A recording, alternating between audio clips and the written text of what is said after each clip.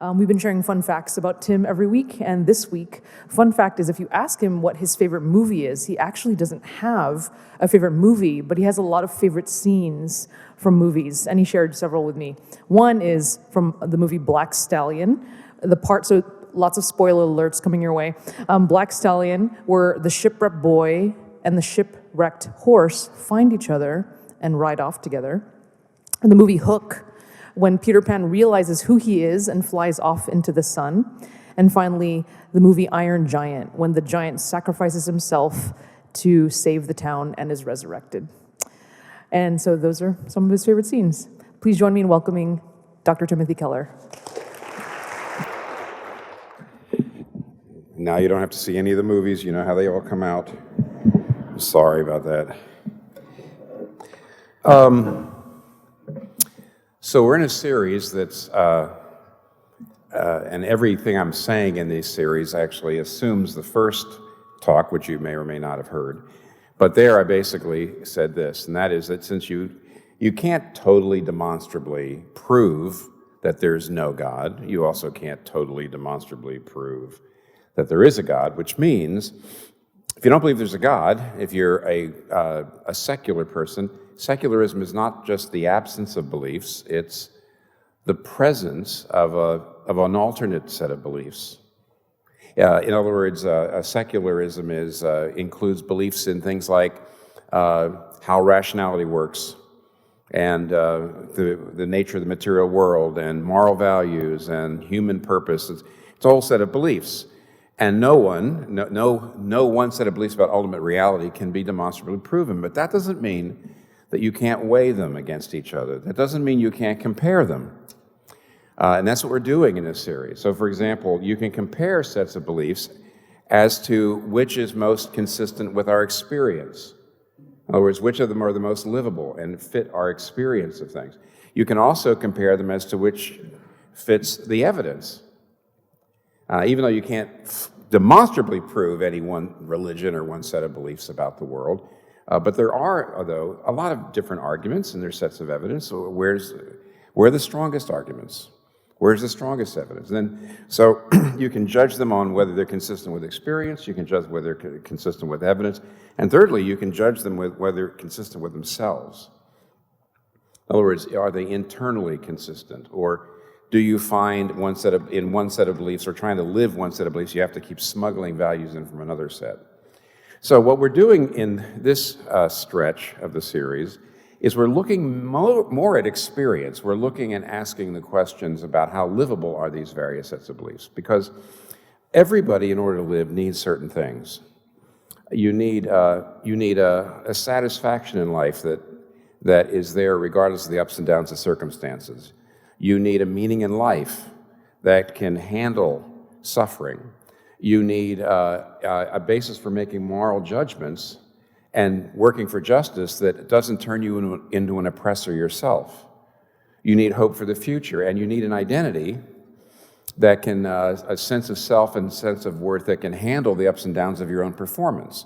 So you can't live without those things, and every set of beliefs tries to give you those things. And the question is, how well do they do that? How well does the set of beliefs that you have right now about life and about the universe, how well does your set of beliefs give you those things? And of course, I'm representing the Christian faith, and every week I'm trying to be fair to all, but I also am here to show you that I believe that Christianity has unequaled resources to give you those things. Now tonight we're going to talk about identity. Is it up there? Yeah. In some ways, identity is at the core of our culture. I mean, every day, in every way, our culture is saying, be true to yourself and love yourself and value yourself. But even though our culture is obsessed almost with identity, every culture has to give its members a way of forming an identity, which is everybody has to have a sense of self and a sense of worth. You have to have some idea of who you are. You have to have some idea of what your self-worth is. And otherwise you can't live. So every culture gives you that in one way or another. And so what we're going to do tonight is try to compare how does our culture help you form an identity? How is it different than the way other cultures do it? And what does Christianity have to offer? So Let's start this way. Let's talk about two basic kinds of identity out there.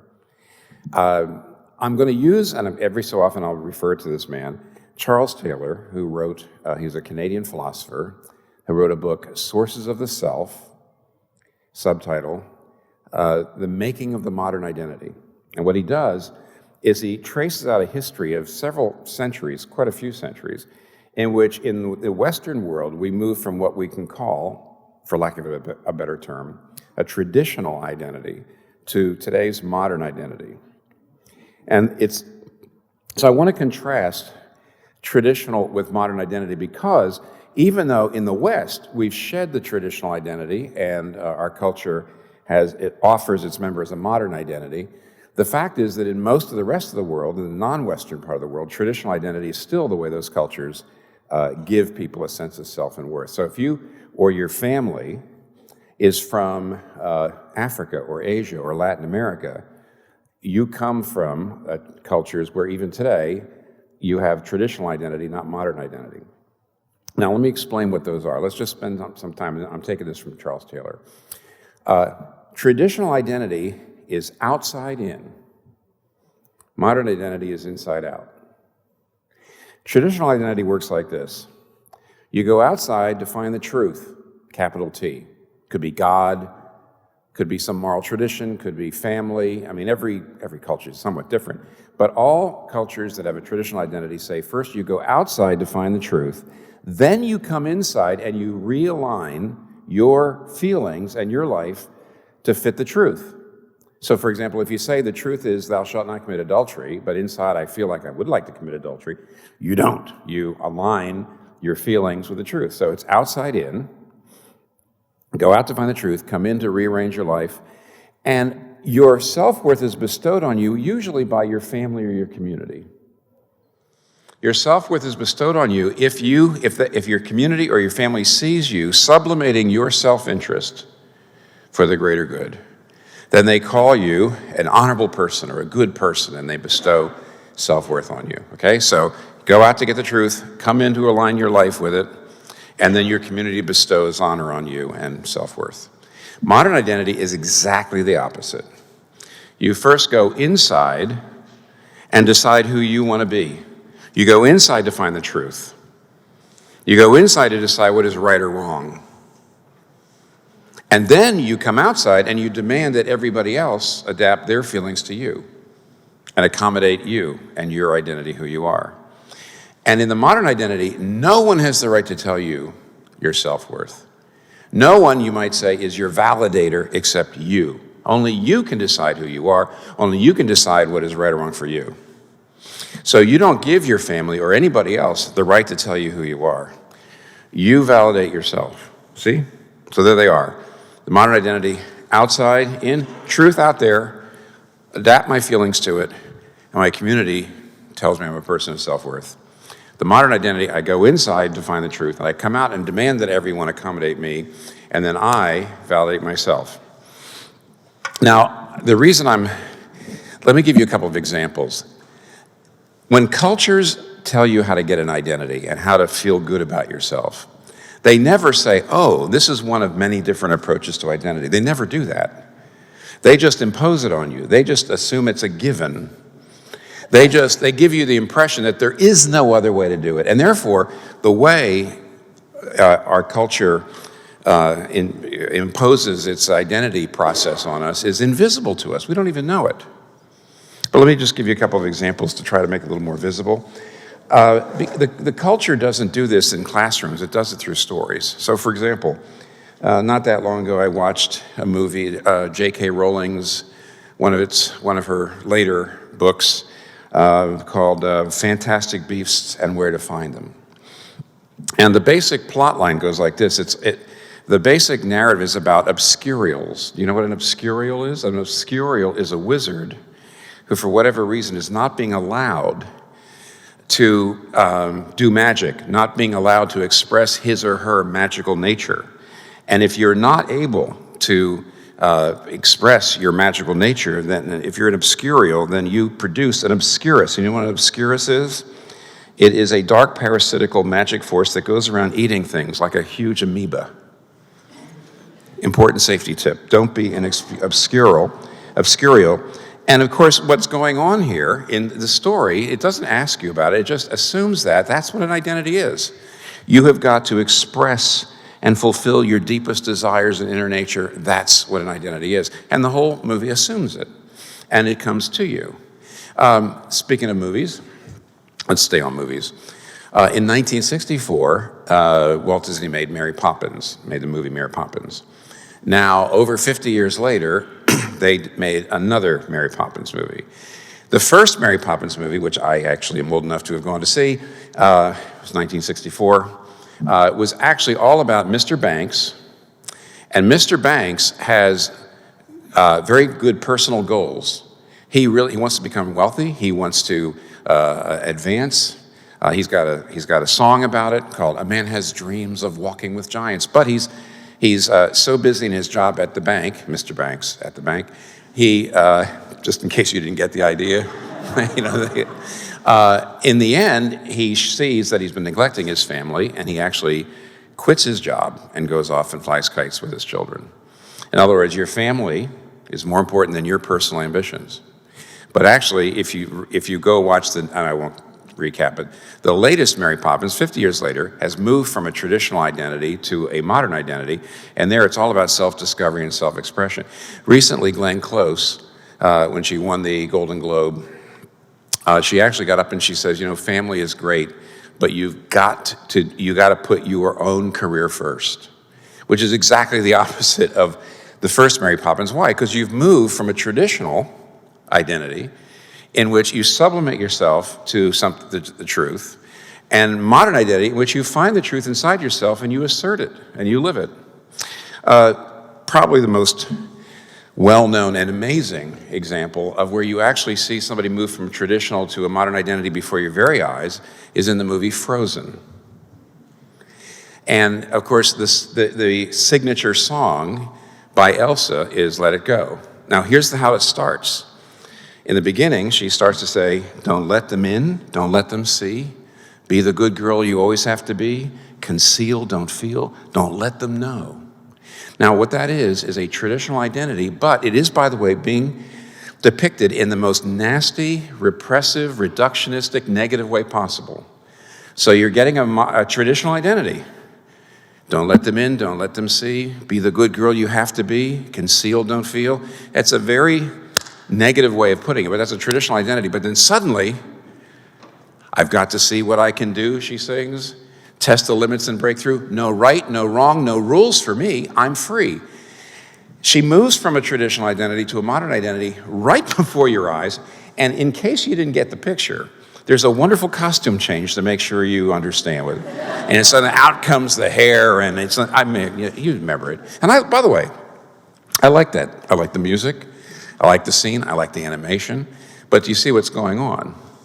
Let it go means find what's inside, don't hold it back anymore, and express it. So you've moved from a traditional to a modern in every single movie, every single day, every social media platform. Everything is saying the traditional identity is terrible, the modern identity is the way you want to go. Now, I'd like to move on now and talk about the severe problems with the modern identity. And before I do that, let me tell you, I'm not here to make a case for the traditional identity. I am not. But I am going to now show you the severe problems with the modern. When I say I'm not, my grandfather, my mother's father, was born in Italy. And around 1898, when he was 18 years old, he left to come to America. You know why? Because he went to his father, my great-grandfather, and said, our family makes pots in this little town in Italy outside of Naples, and I don't want to make pots. And I want to do something else. And of course, his great-grandfather said, his father said, "Son, you can either be a priest, you can be a soldier, or you can make pots. That's it. Because we're a family that makes pots." And he says, "Well, why can't I go get another job?" He said, "Well, nobody will hire you because they'll say you're that family and you make pots. What if I go to another town? They won't hire you there because you say you're not from this town, you're from that town. Go back." And you see, that's a highly stratified society in which it's a traditional identity, because how you get a sense of self and worth is you're given a social role. It is all prescribed for you, and if you fill it well, everybody says you're wonderful, and if you don't fulfill it well, you are trashed. You're a pariah. And I'm glad my grandfather came to New York City, by the way, in 1898, and came through Ellis Island, worked and lived in Little Italy and that whole thing. I'm glad I'm here, because he went to a place where it was modern enough that he could actually choose the kind of job he wanted. So I'm not all against the modern identity and all for the traditional identity, but there are severe problems with the modern identity. For all the problems of the traditional, the way it suffocates and the way it can lead to exploitation, let me give you 4 ways. These things have been talked about quite a bit in the last few years. 4 ways in which the modern identity is really, really severely handicapped with problems. First of all, is the modern identity is actually incoherent. What I mean by that is you're supposed to look inside yourself to figure out who you are. And if you really look close enough and you're honest with yourself, your deepest desires contradict. You're never going to find out who you are by looking inside. Not only, of course you look inside. So for example, what if you're in a position where you say, I really love this person, I want to be with this person, but I really want this career, and if I get this person, I won't have this career. So what's the real me? Well, listen, maybe both those desires, and I would think both those desires are very strong. Career, love, they're very strong, which means your deepest desires contradict. They contradict. And even if for a brief period of time, you actually find that a lot of your deepest desires don't seem to contradict, just give it a year and you're going to change. Francis Spufford wrote this. He said, "You are a being whose wants make no sense, don't harmonize, whose desires deep down are discordantly arranged, so that you truly want to possess and you truly want not to at the very same time. You are equipped, you will finally realize, for farce or even tragedy much more than you are for happy endings." And a little more elegantly, St. Augustine in his great book, The Confessions, actually at one point says that he had been looking deep inside to try to find himself. And he realized what he said is, myself is dispersed and scattered. My thoughts and desires do not form a coherent whole. I cannot find myself strictly by looking on the inside. And at one point, now I got to get back to this, he says this to God, only when purified and molten by the fire of your love do I flow together. I'll get back to that. But the idea, one of the assumptions of the modern identity is you can look inside yourself and figure out who you are by looking at your deepest desires, and the ancients never believed that. But non-Western people don't believe that. It's not true. So number one, the modern self is incoherent. Number two, it's fragile. And the reason it is so incredibly fragile is because one of the assumptions is that you cannot let anybody else tell you who you are. You can't let anybody else validate you or judge your worth. Only you can decide what is right or wrong for you, and only you, in a sense, can validate yourself. Now, that's not possible. You know why? Second reason? Because we are irreducibly relational creatures. We are irreducibly relational creatures. We cannot simply say, everybody else in the world thinks I'm a monster, but I don't care. I'm happy. I think I'm wonderful. We're not going to be able to do that. So here's the problem. If we're irreducibly relational creatures, we need people to validate us. But if we hold on and say, only I can validate myself, fine. Do you realize the problem with that? The problem with that is nobody knows your flaws more than you do. Nobody else knows how far short you're falling from your standards. Which means you can't validate yourself. You desperately need other people, but you're not, only I can validate myself. So what that means is the modern identity is incredibly fragile. We are the most needy group of people. We need so much affirmation. Yeah, of course, traditional identity, your society said you make pots, and your father says you're okay, and your mother says you're okay, and the community says you're okay, and you feel great. You never have any self-doubts. Modern people aren't like that. Oh, we're free, but we're free to just be constantly neurotic. We're free to always desperately need affirmation from everybody, and we can never get enough. It's one of the reasons why you have the social media meltdowns you've got. You can't just disagree with people because the ideas they identify with, and you're after, by disagreeing with me, you are attacking my identity. Or there's a workaholism amongst millennials, by the way. Interesting. I just got this. A 2018 study of 40,000 American, Canadian, and British college students published in the Journal of Psychological Bulletin found that millennials are suffering from multidimensional perfectionism in many areas of their lives, setting unrealistically high expectations and feeling deep hurt and pain when they fall short. There's a workaholism about it. Thirdly, by the way, the fragility of modern identity leads to what's called addiction to sex and romance, because you're looking. Ernest Becker, who actually in 1970s, he was an atheist, by the way, not a Christian or a believer at all, and Ernest Becker wrote a book called The Denial of Death, and it won the Pulitzer Prize, 1970 or so, and in it he says, now that we don't believe in God, are we free? And he actually is very realistic about the fact that now that we don't believe in God, we've got to find other things to validate us. And he actually has one fascinating place where he talks about apocalyptic romance. And he says, now that we don't have God to get our identity from, we try to get our identity from a lover. And this is what he says. It's amazing. He says, the self-glorification that we now need to achieve in our innermost being, we now look for in our love partner. What is it we want when we elevate the love partner to this position? We want the love partner to rid us of our faults. We want to be justified. We want to get rid of our feeling of nothingness. We want to know our existence has not been in vain. We want redemption from our love partner. Needless to say, no human being can give you this. Not that long ago, as a perfect illustration of what Ernest Becker was saying, there was a New York Times article called Love Without Longing. It was a Sunday, I've forgotten what section it was in, but a woman was writing, and she said, I have pined insatiably and repeatedly for many people, lovers, unrequited flames. She says, romance gives me a way to know who I am.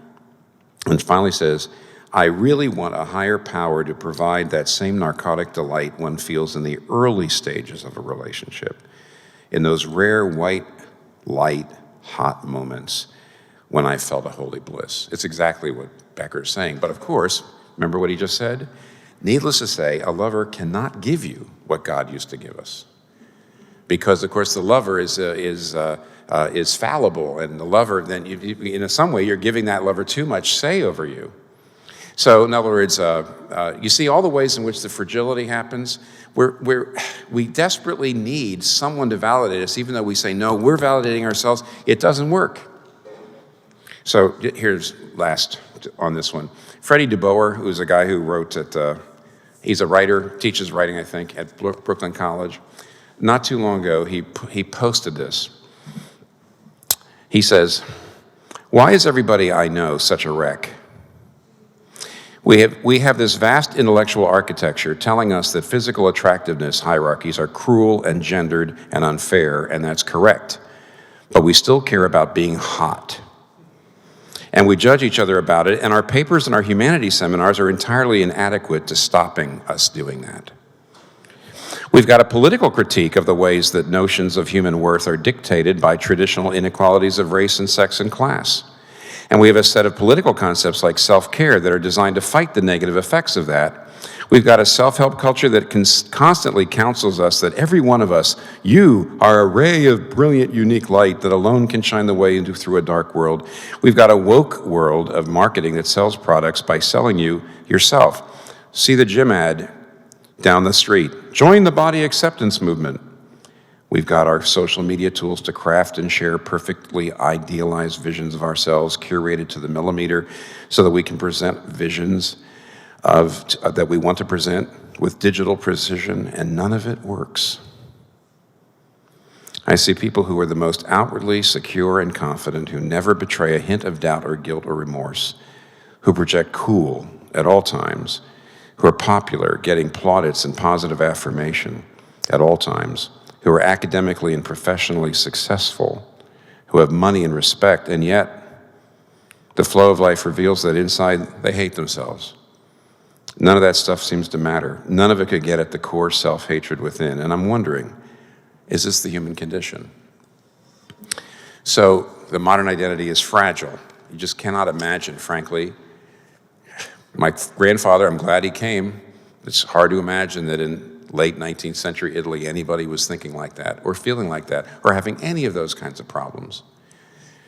The modern self is fragile. The modern self is incoherent. Thirdly, the modern self is socially fragmenting. I won't go into much detail on this, but it's pretty obvious, I hope you see.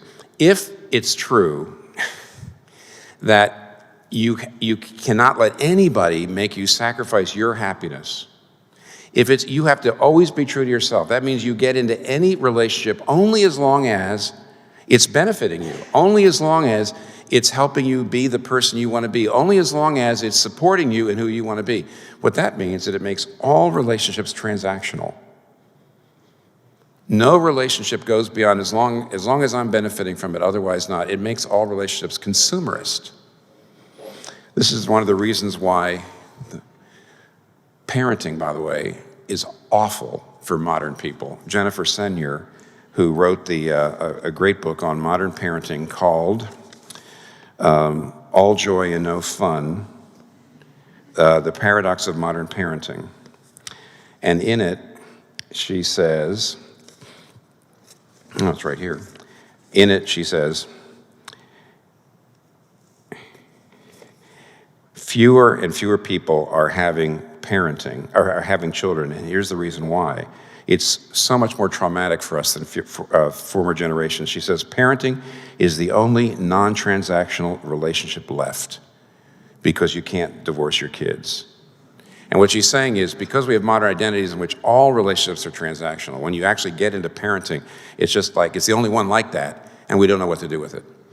Because you see, we can always pull out of any relationship because the modern identity is transactional, which means, of course, society's fragmenting. It's the reason why, as Charles Taylor at one point says, communities are eroding, families and neighborhoods, even the polity, people are less willing to participate, to do their bit. They're less trusting, indeed, of any institutions or any authority of any kind. So the modern identity problems, it's incoherent, highly fragile, it's socially fragmenting, but here's where we have to finish before moving on to the final point. It doesn't actually do what it says it's doing. It's an illusion. It's an illusion to think that you can actually look inside and liberate yourself by saying, I don't care what society says, I don't care what the culture says, I don't care what you say, I'm going to be true to myself. It's an illusion that you can do that. And let me explain what I mean by that. 1,000 years ago, if an Anglo-Saxon warrior was walking through England and he looked at his own heart and he noticed two strong impulses. One was aggression. He noticed that if somebody crossed him or showed disrespect, he lashed out and killed them. And the second impulse was he noticed that he had a sexual desire that was, how do we say it? It wasn't the majority. It wasn't in the majority. So it was a sexual desire that was maybe not in the majority culture, a sexual desire, and I'm not going to give you one because there's so many of them, that wouldn't be what that culture would have considered in the norm. So how's he going to respond? He's going to look at the aggression, he's going to say, that's me. You know why? Because this was a shame and honor culture. This was a warrior culture. So he sees the aggression, he says, that's me, that's me. And he sees the sexual desire, he says, I think I better suppress that. Now, 1,000 years later, some young modern guy is walking through England and he looks in his heart and he notices two things. He sees aggression. He notices that when someone crosses him or disrespects him, he lashes out and attacks. But he also notices a sexual desire that would be, again, not of the norm. So how does he look at it? Here's what he says. He sees the aggression. He says, that's not me. We have to suppress that. I need therapy. I need anger management. I got to suppress that. That's terrible. But then he sees the sexual desire. That's me. What have we learned in this thought experiment? neither of them are just looking into their heart and saying, oh, I have to be true to myself. They've come with a moral grid. Do you see? They've got a grid from outside. It's a moral grid that they've gotten from outside, and they're coming in, and they are suppressing part of themselves, and they're affirming part of themselves, and they're not actually just being true to themselves. They're doing what their culture tells them. I mean, just think for a second. Nobody's going to say, oh, I like myself. You know why? I am exactly the same height as an oak tree on the Siberian plain. No, you're not. Here's what you're going to say. I like myself because, I really care about the poor. Well, what have you just done there? You've brought a moral value from outside, and you've looked inside, and you've affirmed some things and suppressed some things. The fact of the matter is, modern people are doing what their culture is telling them to do. They're reading off the script. They are not finding themselves. They are every bit as much being controlled by their culture as that Anglo-Saxon guy was of his. You see the problem? In a book I read not too long ago, it was on psychiatry, and it was an academic volume. It was called Identity and Social Change. And there was this fascinating place in it where one of the essays, written by Joe Davis, by the way, Joseph E. Davis, he says, in today's modern therapy, very often a therapist will say this to the client: you must not let anyone tell you who you are. You must not be dependent for your worth or your value on what anyone says. You must choose who you are, and you must validate yourself. And he goes on and says, but there's deep hypocrisy in this, because at that very moment, the therapist is pushing a very particular Western, highly individualistic view of identity and reality on the patient in a major way, and not giving him or her any choice at all. And therefore, the therapist is doing exactly what he or she has just told the client not to let them do, not let anyone do to them. Traditional society has a different set of values. It likes things like authority, tradition, stability. Modern society has its own set of values. It likes transgression and innovation. But the fact of the matter is, both cultures are telling you how to find an identity. Here's the only difference, is that at least in Western culture, they know that they are sublimating themselves and being controlled by their culture. But modern culture tells you you're being liberated, and you're not. You're being absolutely controlled. It's an illusion. Modern self is an illusion. It's fragile. It's incoherent. It's socially fragmenting. Is there a way forward? Yes, there is. Now, here's what I want you to consider for a second. When Harold Abrams, in Chariots of Fire, is asked by his girlfriend, why are you working so hard to win the gold medal in the 1921 Olympics in the 100-yard dash? And he says very famously in that movie, which is probably, by the way, another favorite movie of mine, but anyway, we'll see. He says, when that gun goes off, I've got 10 seconds to justify my existence. Now, that's an interesting way of looking at it. What he's saying is, I want to feel significant. I want to feel my life has value. I want to feel my life is worthwhile. And I am working so hard to achieve it. And in his case, he's chosen, if I could win the gold medal, then I'll feel good about myself. By the way, some of you may know, if you remember the movie, that afterward there's this huge letdown. Nevertheless, the point I'm trying to make is this: traditional people who are trying to satisfy their parents and their community by making great pots, and modern people who are trying to be transgressive, and they're trying to be innovative, and they're trying to be true to themselves. The fact of the matter is, they're both trying to, in a sense, earn their salvation. That is to say, they're trying to existentially justify themselves. That's what Harold Abrams said. I need to justify my existence. It's a struggle to justify yourself. And you have to perform. I mean, in some ways, it's harder in the modern self, because you're not given a social role. You have to create yourself. So you set these great goals, and then you work like crazy, and it's an enormous amount of pressure. An enormous amount of pressure. So in the end, both the traditional and the modern identity are crushing. Because what they're doing is basically, it's something that you have to perform. And by the way, if you're performing well this week, you have a little bit of confidence. If you're not performing well, you feel down in the dumps. Is there any other way? Yes, there is. Christianity gives you the only identity that is received, not achieved. It's received, not achieved. Christianity gives you, here's these last three things. The Christian identity is unique, not only unique in its basis, unique in its source, and unique in its shape. First of all, it's unique in its basis. 2 Corinthians 5, verse 21. I'm going to say this, and it will not make sense at first, and I'll explain it, okay? This is a verse in the New Testament. 2 Corinthians 5:21 says, God made Jesus sin, who knew no sin, that we might become the righteousness of God in him. Now, when it says God made Jesus on the cross sin, does that mean it made him sinful? Did God make him sinful? No. Does it mean on the cross Jesus became nasty and brutish and No. When it says God made him sin on the cross, it means he was treated as if he'd done everything we had done. So he took the punishment and paid the debt. So when it says God made him sin, it means he was treated as if he'd done everything we'd done. God made him sin who knew no sin, Jesus sin, that we might become the righteousness of God in him. And what that means, and this is how, I'm not, by the way, defending the Christian gospel right here, or even explaining it. I'm showing you how it works in the area of identity. When you say, Father, forgive me and accept me, not because of anything I've done, but what Jesus has done, at that moment, we become the righteousness of God in him. What does that mean? Just as Jesus did not become sinful, but was treated as if he'd done everything we've done. So we don't automatically become perfect. No, it just means that when you believe, God treats you as if you'd done everything Jesus has done. It's astounding. There is no other, by the way, culture or religion that gives you an identity based on that. His regard of you cannot go up or down depending on your performance. See, it's got a unique basis, and therefore it's also got a unique source.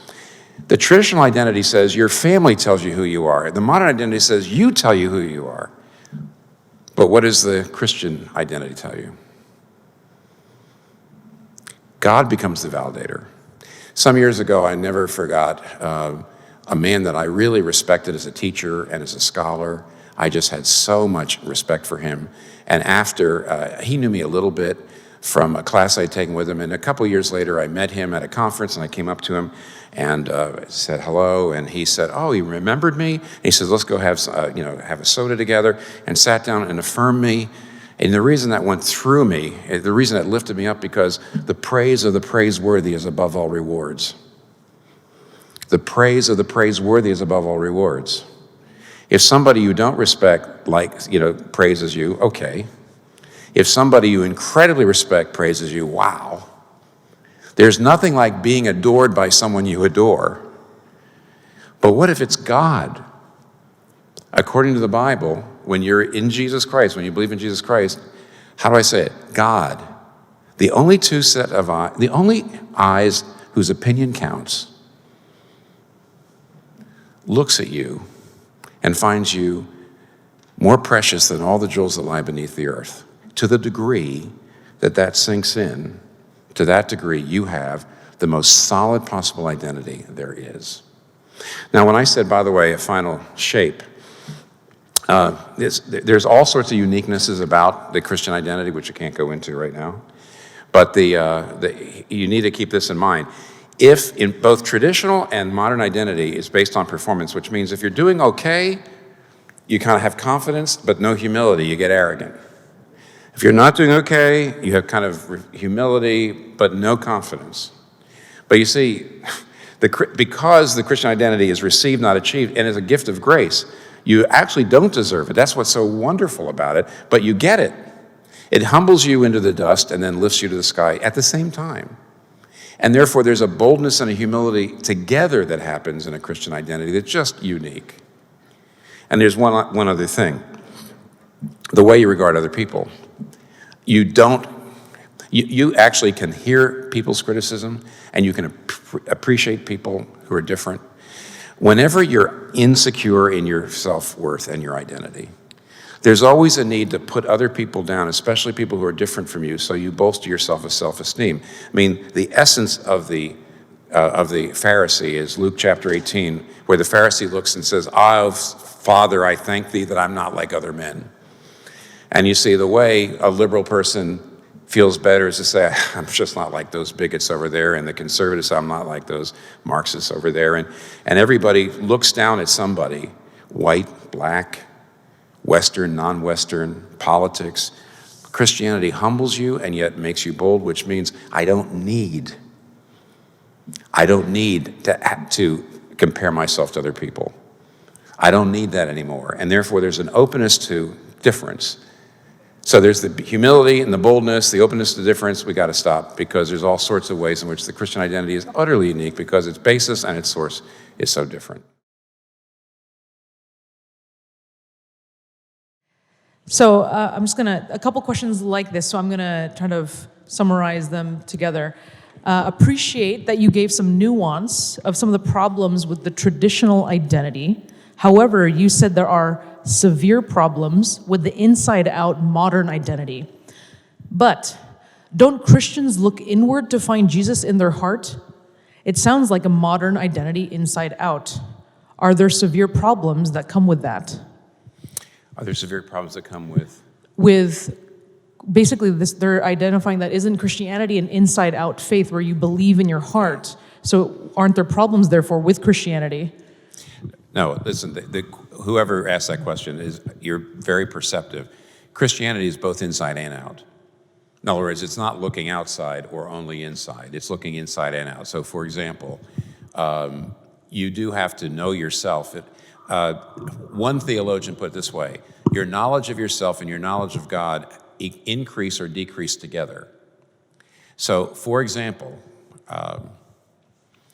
Peter was told by Jesus Christ, you're going to deny me 3 times.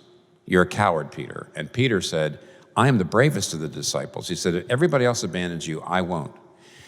And then, of course, he went on to deny Jesus 3 times. So you have to ask yourself the question, how could he have been that stupid about who he was? He looked into his heart and he saw nothing but bravery when actually there was cowardice there. And here's the reason why. When he said, I'm better than all the other apostles, Peter's identity was based not on Christ's love for him, but on his love for Christ. In other words, he said, I love you more than all of these. So even though he was very close to Jesus, you might call him very religious, he actually had an identity based on his performance. And it's partly because, in other words, he says, the reason I feel good about myself is because I'm the most faithful and brave of all the disciples. Now, when you're basing your identity on your performance, what that means is you can't really look inside your heart and see what's there. So if your identity is based on being brave, if you look inside your heart and see cowardice, you melt down, like the very basis of your identity is gone. You don't even have a self left. So you have to screen it out, you see. And this theologian, when he said, the more you know God, the more you know yourself, and the more you know yourself, the more you know God. Only when you see that you actually are, what the Christians would say, a sinner that needs salvation, will you turn to God. And only if you actually know God's love can you see and admit you're a sinner. Do you see how those things go together? They're symbiotic, and they kind of increase and decrease together. And that's the reason why we would never say Christian identity is only outward or only inward, which is, we say, is it a problem? I think it's messy. I'm not sure it's a problem. Generally what happens is you see a little bit more of yourself, you look inside and you see some things that you don't like, and you reach out toward God. And the more you know of God and the more you begin to understand his love and what he did through Jesus Christ, then that enables you to admit more about yourself. And then the more you can see the truth of yourself, the more you can appreciate and turn to God. So when I say it's messy, and it also it's you might say cyclical, rather than just simply I do this and then I'm okay. So the Christian identity is something you actually live into over the rest of your life. Because somebody's going to ask this question, I'm going to undermine this question. You're going to say, hey, I know of some Christians, and you know what? They're not radically different than the rest of us. They get insecure, and they are unhappy, and they get criticism. The fact is, it takes the rest of your life to live into that identity. But you can do it increasingly by going inside and out. I like this. It says, as you explained at the start, you haven't established that Christianity is true. My current source of identity feels quite livable. In fact, I'm happy. How might I compare my current source of identity with the Christian faith without becoming a Christian? Well, now, what was that? Read the last sentence again. The last sentence. How might I compare my current source of identity with the Christian faith without becoming a Christian? Oh, well, I'm going to,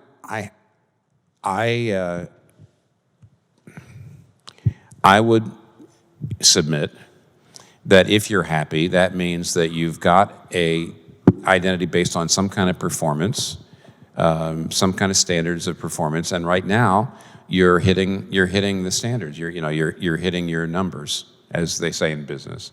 In business, you say we're hoping to grow over the next 2 years like this, and we're hoping our profits will go up, and if you keep hitting those numbers, you feel good. And right now, you're hitting your numbers. I've tried to say, for example, I think that even if it's traditional, or if it's if you have I don't know who you are, of course, that performance can be something you do more inside a traditional identity or a modern identity. The modern is more fragile. The traditional, though, is not. I didn't mean to ever get the impression it's impervious. The fact is that if you let your family down, or if you let your community down, they punish you, and you can maybe never get it back. I would say it's bad to give any human being, or even you yourself, the ultimate validation. Right now you're doing okay, but if you in any way fail, here's what Christians have. There's a Bible verse that says, if our hearts condemn us, God is greater than our hearts. In other words, the more I believe in God, the more when my heart condemns me, I can say, who cares what my heart says? Here's what God says. And so I'm just saying at this point, what can I say? All I can say is, you're hitting your numbers. I don't know anybody who goes through life and always does that. So I would say you're in a position of perhaps, I would say you're more fragile than you probably feel. That would be my critique of anybody who says, I'm not a Christian, but I'm actually quite happy. I would say, you're not ready for anything, I don't think. And what can you do? I don't think you can just say, well, I guess I got to become a Christian as a kind of, safety net or something. No, you can't. I'm just hoping tonight, you're hearing something that will make you think, and that maybe in the future you may have to have recourse to. Tim, you highlighted how wonderful it is to be adored by someone that you adore, and to imagine what if it's God.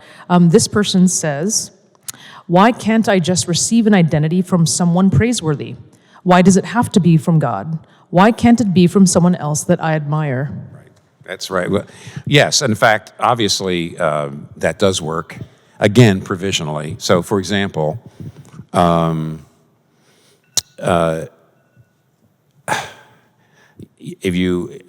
are people in your life, there might be peers, or there might be people that you respect very much, and as long as you are satisfying them, they're telling you how great you are, and you feel great. By the way, the romantic solution can work to some degree. That's the thing I was talking about with Ernest Becker. You could fall in love with somebody, and that old song, "You're nobody till somebody loves you." That's getting at the idea that if somebody I really adores me, then in a good marriage or in a good love relationship, boy, that can go a long way, because it mimics, I would say, the relationship with God.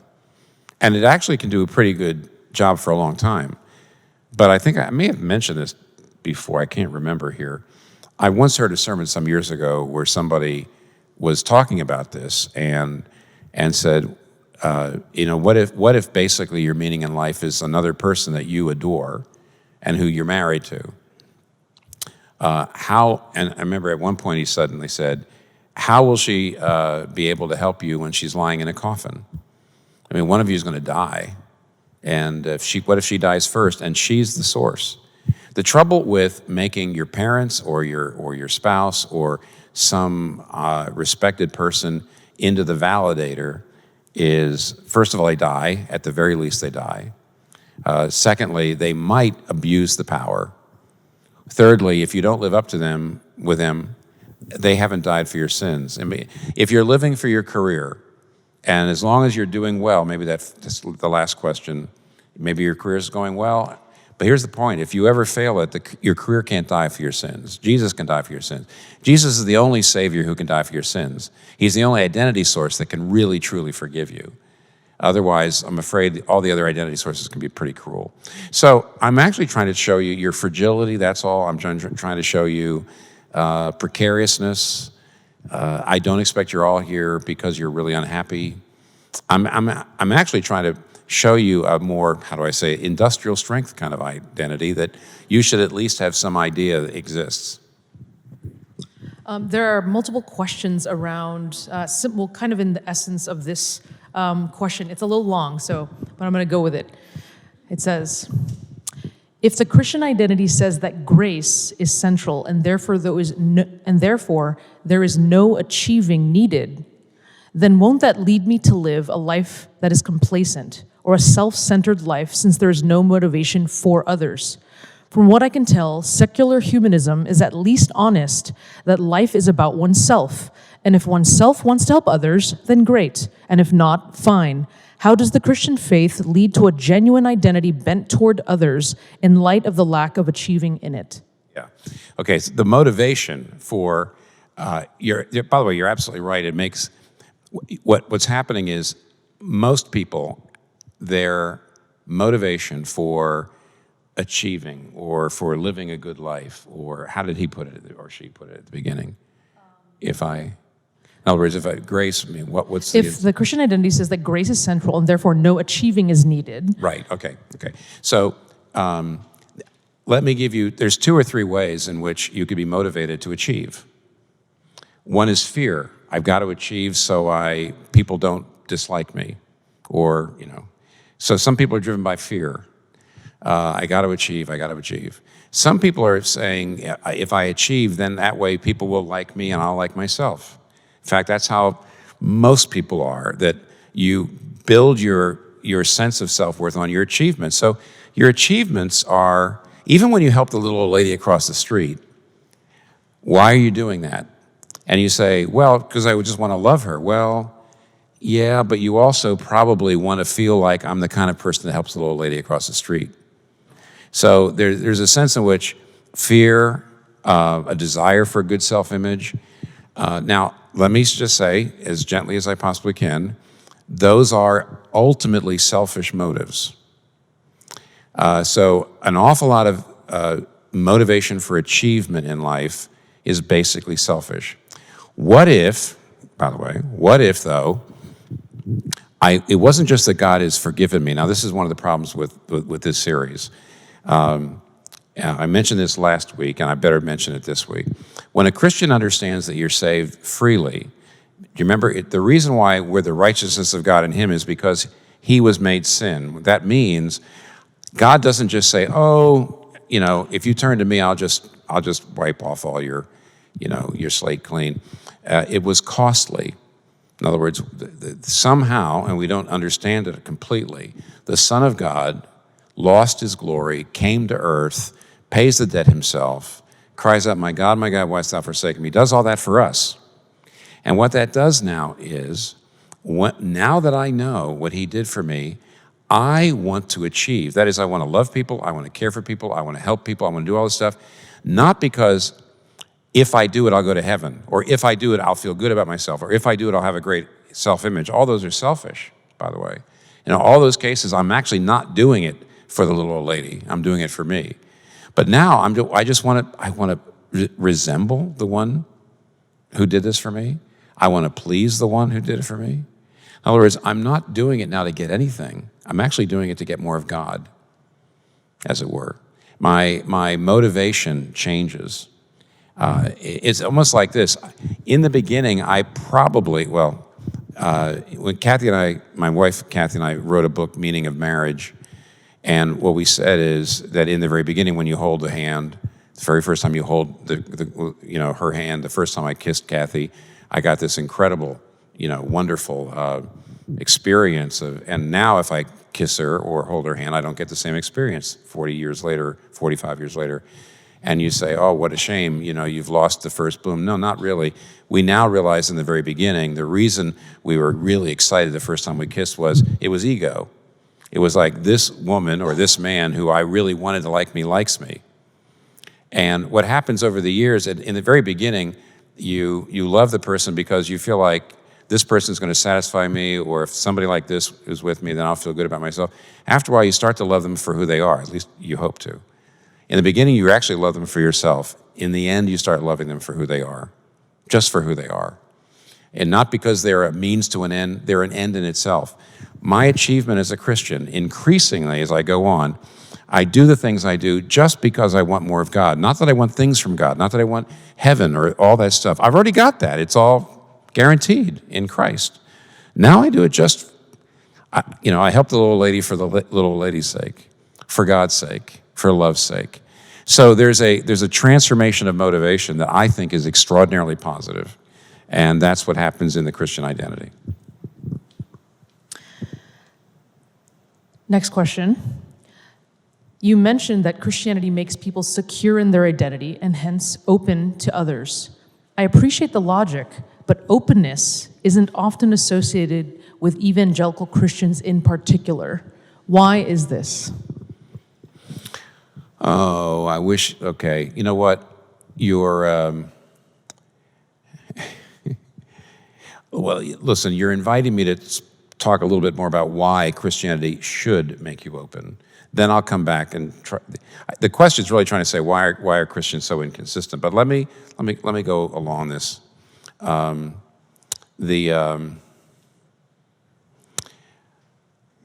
already mentioned part of this.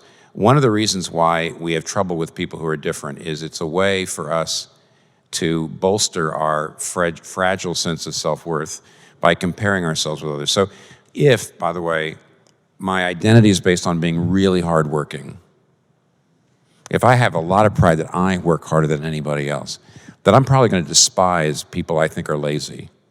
I'm probably just going to despise them. And it's why? Because I'm not open to them. And in fact, I just loathe them. I don't want to have anything to do with them because they don't have my identity factor.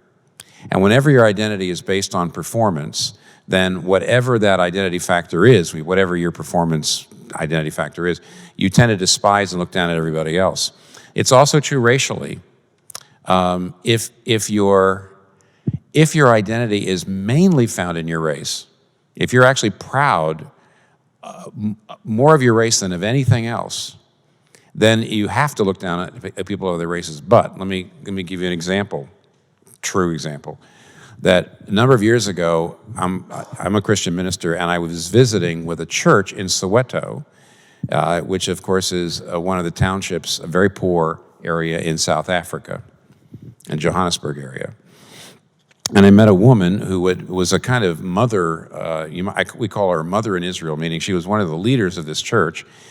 She was older, grandmother, had been a single mother most of her life, was extraordinarily poor. But as I got to talk with her, I just came to see her as, in some ways, my superior. Her prayer, spiritual superior. Her prayer life was beyond mine. Her faith was beyond mine. Afterwards, I realized something. If I wasn't a Christian, if my identity was not based in Christ, but my identity was actually based in being a successful professional in New York City, I would have met her and I might have felt pity for her, but I couldn't possibly have been open to seeing her as a superior. I couldn't have, because she didn't have my identity factor. I mean, I was white, she was black. I was professional, she was poor. I could have sympathy, but how could I respect her? But you see, when I'm a Christian first and I'm a white man second, I'm a Christian first and I'm an American second. Because even though, of course, when you become a Christian, if you're Chinese, you're still Chinese. You don't become something else. But if your Christianity is the most fundamental layer in your identity, your self-worth is based more in what Christ says about you than anything else. What that does is it just relativizes your racial identity a little bit. It doesn't change it. It doesn't efface it, but it demotes it. You hear that? It doesn't efface it. It demotes it. And so my Christianity made it possible for me to be open and look at her and say, this woman is better than me in so many, many ways. So now, having told you there's amazing resources in this Christian identity for being openness to difference and being open to other people.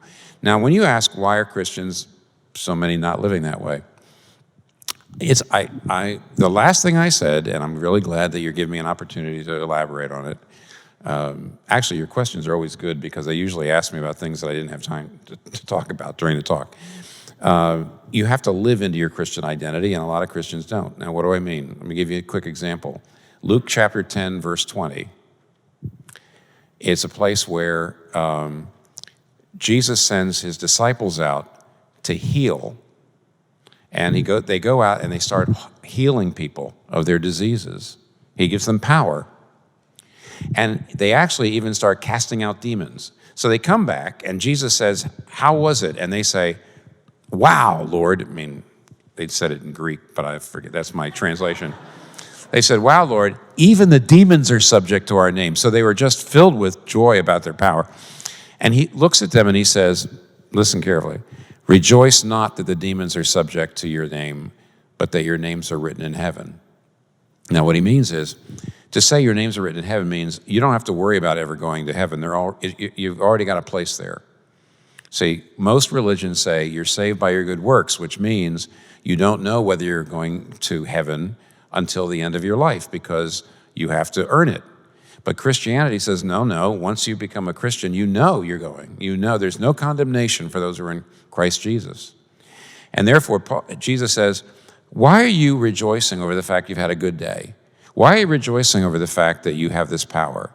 Tomorrow you may have a bad day. And then how are you going to feel? He says, rejoice not that the demons are subject to you. Rejoice not in your success. Rejoice not in your power, but that your names are written in heaven. He's actually saying you got to stop. You got to keep your heart from resting in these other things when you've got this incredible resource. Rejoice in my regard of you. Rejoice in my love for you. Now, he wouldn't be saying that to his disciples unless it was something that it takes a long time to develop and do. And so when you say you've seen lots and lots of Christians that are not open to others, why? Well, then they're rejoicing in the wrong I mean, even though they're not rejoicing that their names are written in heaven, they're rejoicing in their career, they're rejoicing in their race, they're rejoicing in their class, they're rejoicing in all kinds of things that Jesus says, don't do it. Why? That means because Christians can still live in older identities. They can live out of a traditional or a modern identity, even when the Christian identity is there a little bit, but it's really not dominating them. And that's the reason why Christians don't have the kind of transformed lives they ought to. All right. Tim, next question is, how do you reconcile identity for those who have been abused, whose identities are not based on what they do, but on what has been done to them? Years of therapy and adopting a modern sense of identity, basically experiencing help from looking within has helped them.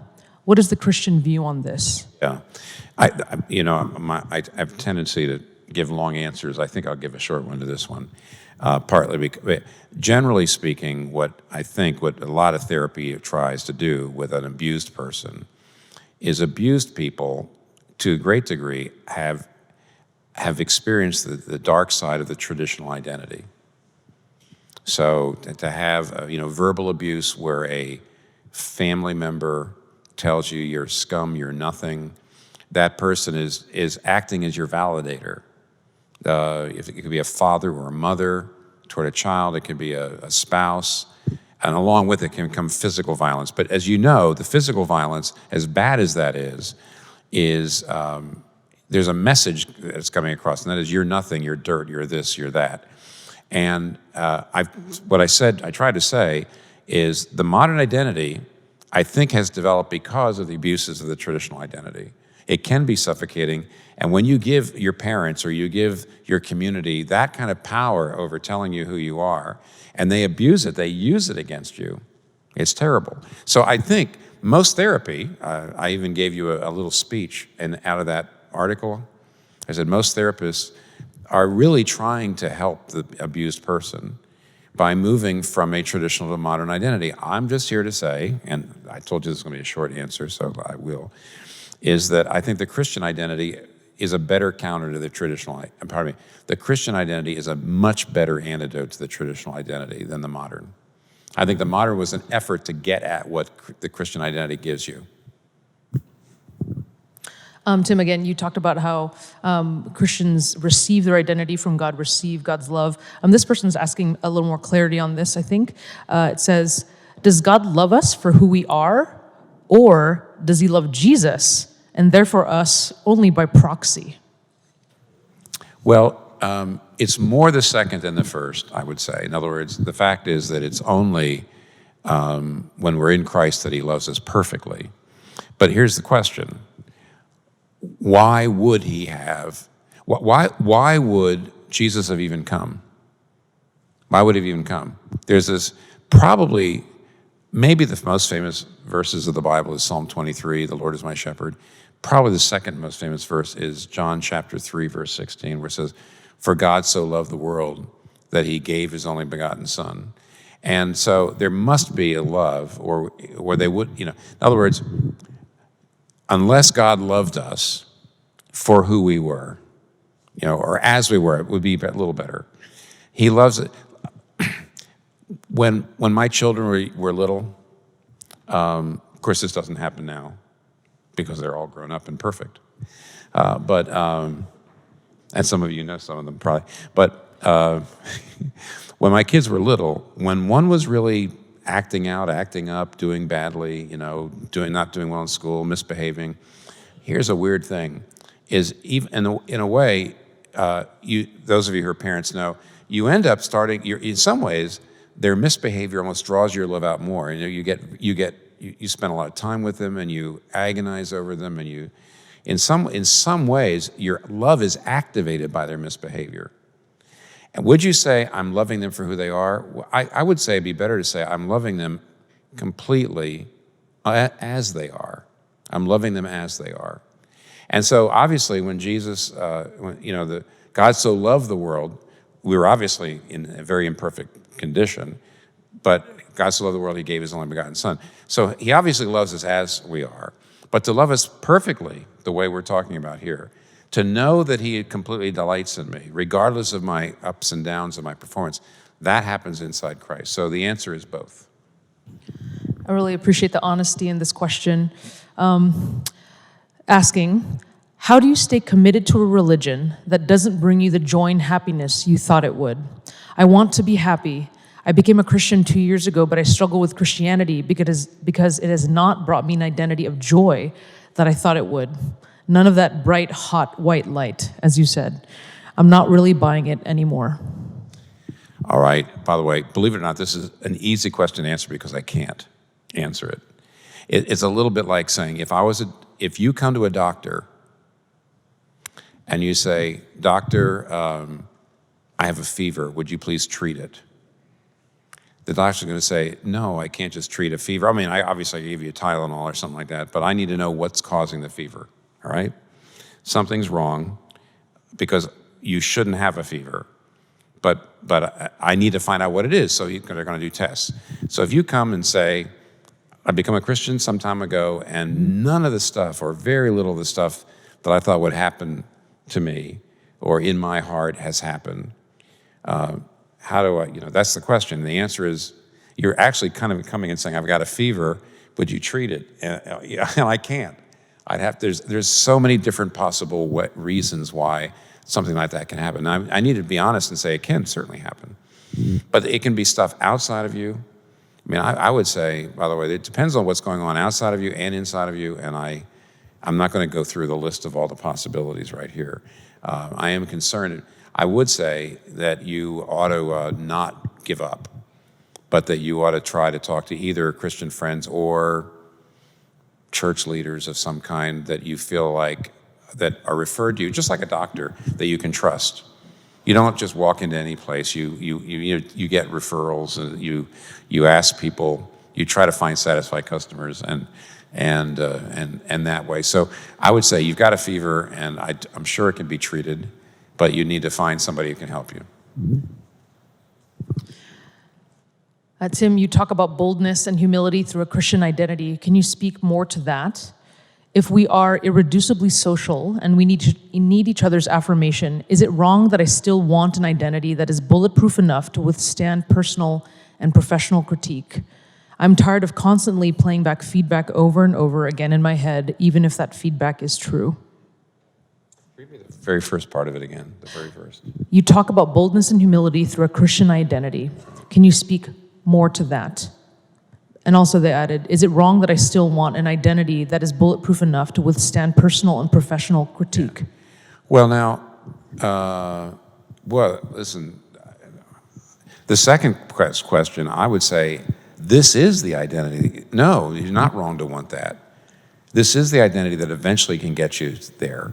It doesn't happen, it never happens perfectly in this life. But certainly, if there's one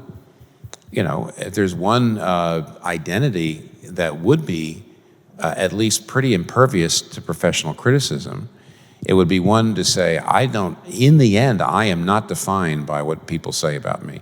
There's a place in 1 Corinthians 4 where Paul says, listen to this carefully, I'll break it down. It's fascinating. He says, I care little what you say or what any human court says about me. And then he says, indeed, I don't even judge myself. My conscience is clear, but that does not make me innocent. It's Christ who judges me. Now look carefully. First he says, I don't care what anybody thinks. Ooh, you say, that's freedom. And you expect him to say, all I care about is what I think. He doesn't do that. He says, I don't care what you think. And then he says, I don't care what I think. He says, I don't judge myself. He says, my conscience is clear, but that doesn't make me innocent. What he's saying is that if you're the ultimate validator of yourself, you could become a monster. Hitler, I'm sure, didn't have a conscience problem, right? You can be too down on yourself. He says, it's the Lord that judges me. So what he's actually saying is, I don't care what other people think, but I don't even obsess myself because I realize that the Lord loves me and he's the only person whose verdict counts. So absolutely, that is a way to get a more, I think it's by far the best way to get an impervious to criticism. I mean, just one thing about the bold humility thing. The traditional identity is self-renunciation. That is, you say no to your deepest desires, and therefore you sublimate them to the family. And the modern identity is self-actualization. It's straight up. It's like you decide what is going to make you happy, and you go for it, and you don't let anybody stop you. The Christian identity is self-transformation. Remember what this is probably the last question, isn't it, or not? You got one more? Okay. Maybe time for one more. Remember when I said, St. Augustine said that only when in your love melts me so that I come together. And what it means, what Augustine says is, the things I was looking for in the gold medal and the things I was looking for in romance, I find in God. And so what that does is it demotes all the other things that I wanted so much. I still want a good career, but it's not the end of the world anymore if my career is not bad, doesn't go well. I always wanted this or that, but I don't need it in the end. It's a self-transformation. So it doesn't puff you up like self-actualization, and it doesn't drive you into the ground and make you hate yourself like self-renunciation. It's something very, very different. And it mixes boldness and humility together. It keeps your head from getting high, getting big over success, and it keeps you from ever getting all that upset about failure. All right, Tim, just ending it on a more personal note. Was there ever a time in your life when your identity as a Christian didn't seem to help you? Or what about a time that it did? Well, certainly. Yeah, I actually gave you an example of where I became a Christian at the age of 20, and I immediately, just fairly soon after that, felt a call to the ministry. I gave you an example of a teacher who I had taken a course from in theological school that I really admired, but I didn't think he hardly knew I existed. And then 2 years later, I met him, and he was affirming me and all that. Oh my goodness! Let's face it. What that guy was saying about me was certainly more important. I was 3 or 4 years into being a Christian. Was much more important than what Jesus thought about me. But it takes time. So one night, and by the way, I'm a Presbyterian, not a Pentecostal, so I want you to realize this story. This is the last question, right? That you find this story interesting. One night, I was, every Saturday night I struggled because I didn't like my sermon. And basically, for ministers, unless you are really living in Christ, unless you are rejoicing not that people think your sermons are great, but that your names are written in heaven, you just sort of, it's a horrible experience to not feel like I don't have anything. And you go up there on Sunday and you don't know whether you're any good. One night I was actually reading Romans 1:16, where it says, "He who through faith is righteous shall live." Okay? That is, he who through faith in Christ is accepted by God shall live. He who through faith is righteous shall live. And suddenly I almost heard a voice. See, I'm a Presbyterian, that's what I mean. That's why I have to say I almost heard a voice. And what it said was, yes, and he who through preaching is righteous will die every Saturday night. And I've never been quite, put it this way, I turned a corner at that point. And sometimes I would come out to preach and I had to, in my heart, look out there and say, I really don't care what you think, but I really, really, really want to help you. And that's a way of living in. It takes a long time, but you really can live in it. It is very liberating over the period of time.